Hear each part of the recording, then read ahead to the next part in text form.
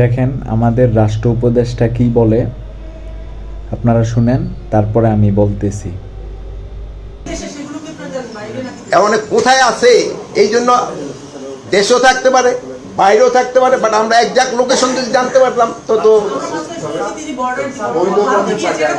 এখন হলো উনি বৈধ পথে যায় নাই, এখন অবৈধ পথে গেছে কিনা এটা তো আমি বলতে পারবো না। তিনি একজন রাষ্ট্র উপদেষ্টা, ওনার মুখে এই কথা শোভা পায় না।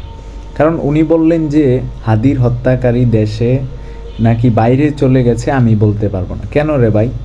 দেশের আইন ব্যবস্থা কি আমাদের এতই দুর্বল যে প্রকাশ্যে একটা লোককে গুলি করে হত্যা করা হয়েছে, আজকে এতদিন হয়ে গেল আমরা প্রশাসনের কাছ থেকে কোনো আপডেট পাইনি? আমরা চাই যে হাদির হত্যাকারীকে দ্রুত আইনের আওতায় এনে বিচার করা হোক। সেটা আমাদের সবার দাবি, খালি আমাদের নয়, পুরা বাংলাদেশের মানুষের সবার দাবি। আমরা চাই হাদির হত্যাকারীর বিচার প্রকাশ্যে হোক।